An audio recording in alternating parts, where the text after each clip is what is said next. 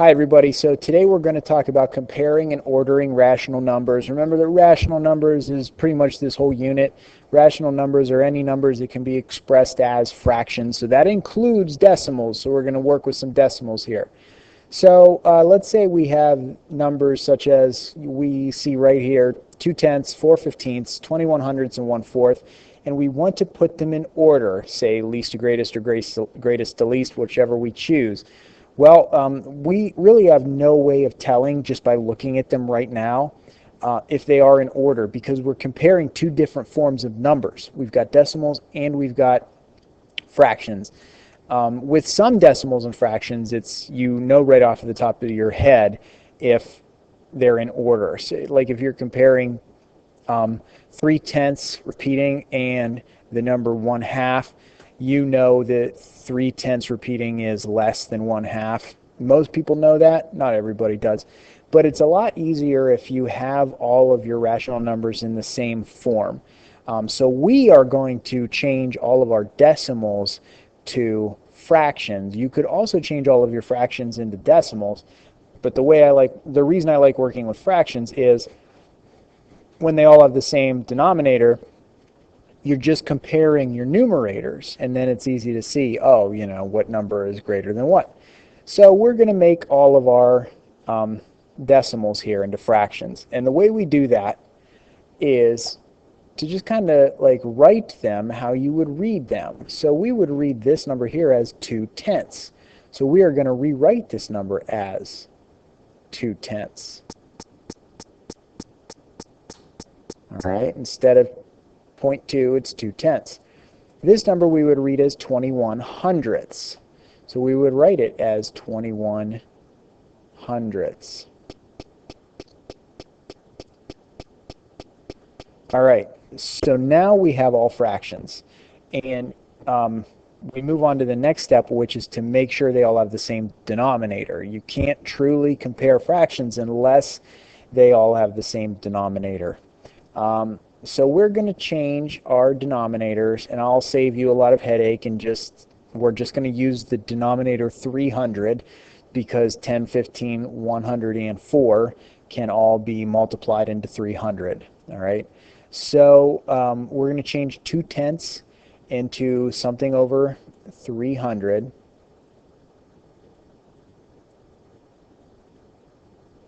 So we would multiply 30 times 10 to get 300, so we're going to multiply 2 times 30. We're going to get 60 over 300. Okay. 4 over 15, we would be multiplying 15 by 20. Let me double check that. Yep, multiplying 15 times 20 to get 300. So we're going to multiply 4 by 20 and get 80. 4/15 is also 80 300ths. All right. 21/100, we would obviously be multiplying 100 by 3 to get 300. So we multiply 21 by 3 and we get 63 hundredths. 63 300ths. And 1/4. We would be multiplying 4 by 75. So 1/4 would become 75 300ths. All right, so now they are in the form that we can compare them all. And we just look at the numerators. Let's put them in order from least to greatest. All right, so 60 300ths is our least. So what I'm going to do, of course, so like the whole point was to be able to put this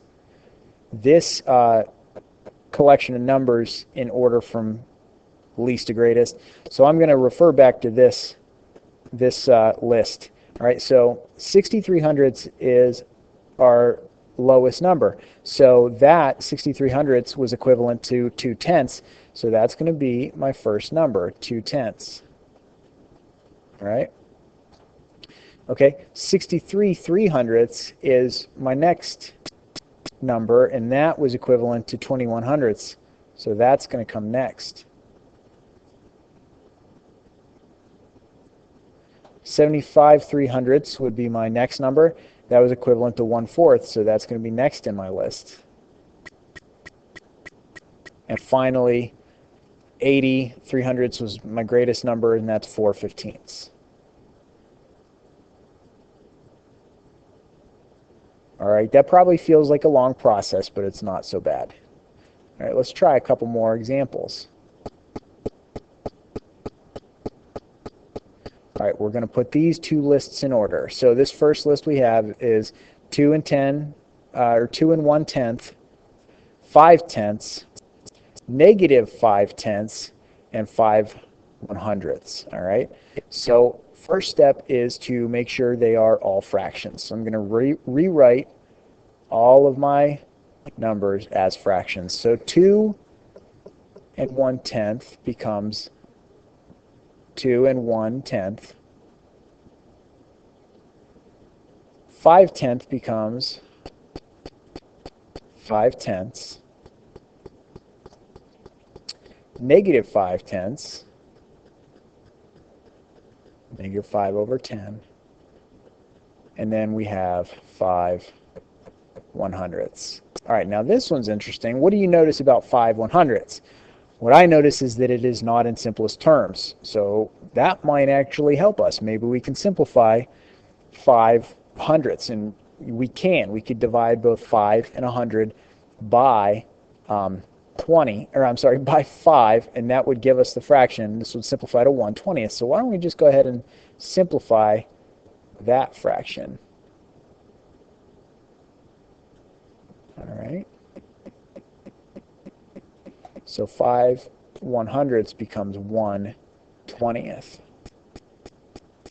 All right, so next what I'm going to do is make sure they all have the same denominator. Now this one should be pretty easy. The lowest common denominator between 10 and 20 is 20. So I can change these three fractions to have a denominator of 20 pretty easily. Let's go ahead and do that. 2 and 1/10 will become 2 and 2/20. 5/10 will become 10/20.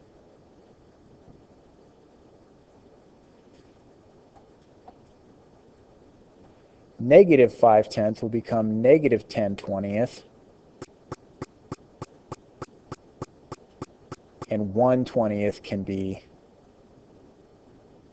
left how it is. All right, so now we take a look at our numerators. All right, and there's actually a couple things we ought to pay attention to here, despite the numerators. If we're going from least to greatest, we should really zero in on two little differences we have here. Number one is that this number is negative. All right, since it's the only negative we have, that automatically makes it the lowest number. So -5/10 is going to be the first number we list, -5/10. All right, now this number 2 and 2/20 has the whole number 2 added to it. So that automatically makes it our greatest number. So we'll save that one for last. So that really only leaves 10/20 and 1/20. Well, all right, so if we compare these two, 1/20 obviously comes next. 1 is lower than 10, so 5/100 would be my next number. All right, 10/20 then, which was 5/10, will come next. And finally, like we said, the greatest number is 2 and 1/10, because it's the only one with a whole number. All right, let's do our last list here. So we got 4 and 12/100ths, -4, 2/9, and 7/4. So I am going to start by changing everything to a fraction. So 4 and 12/100ths.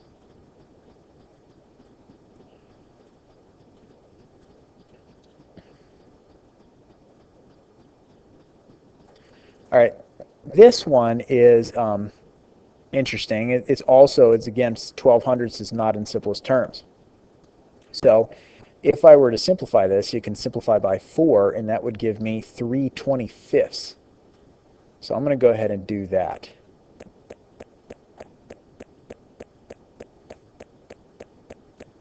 So 4 and 1200ths I'm going to rewrite as 4 and 3/25.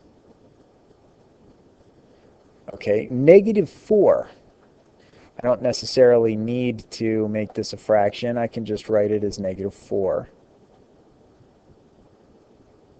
All right. Okay, then we have the fractions 2/9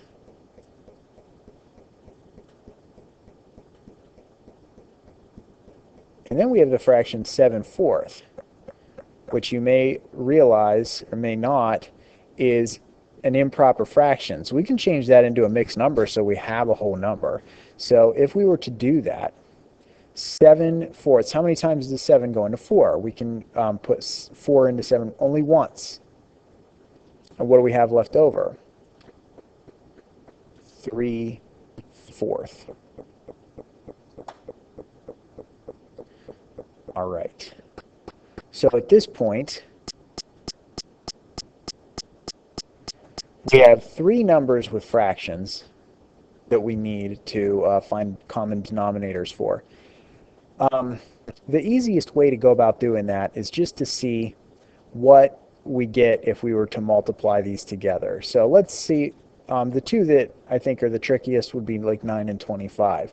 So let's see what we get when we multiply 9 and 25. 225, which can we divide by 4? No. All right, so we could do 225 times 4. We could get the common denominator 900. All right, so let's just work with that. So 4 and 3/25 is going to be 4 and something over 900. All right, so what do you multiply 25 by to get 900? 36. So you multiply 3 by 36, and this becomes 108 over 900.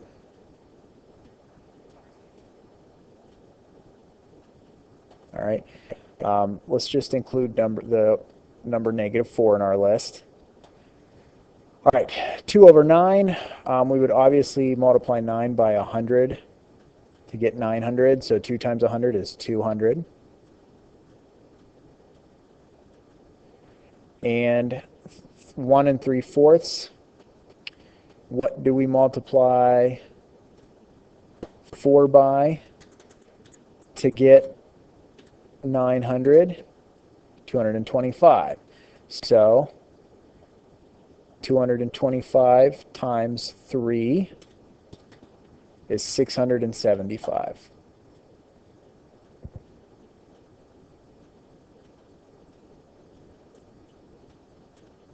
All right. The last step is just to put them in order. So let's see what we got. All right, we have obvious low numbers and high numbers here. So -4, once again, it's our only negative digit, so it's automatically the lowest number. All right, 4 and 1/900ths is the only number that has a, oh, I lied about that. 4 and 108 over 900. All right, so this has the whole number 4. This has the whole number 1. All right, and this fraction doesn't have any whole number, so this fraction automatically comes next.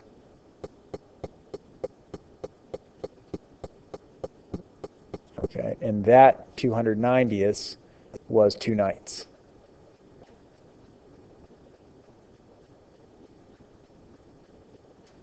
Okay, so we took care of those two. I'm just crossing them off.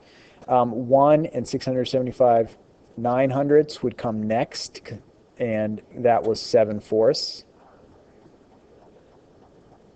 All right, and our last number would be 4 and 1200ths. Okay, I hope that this all made some sense to you. I know that there's a lot of work involved, but if you are putting lists of numbers that contain fractions and decimals in order, these are all some helpful things to keep in mind. So thank you very much for joining me.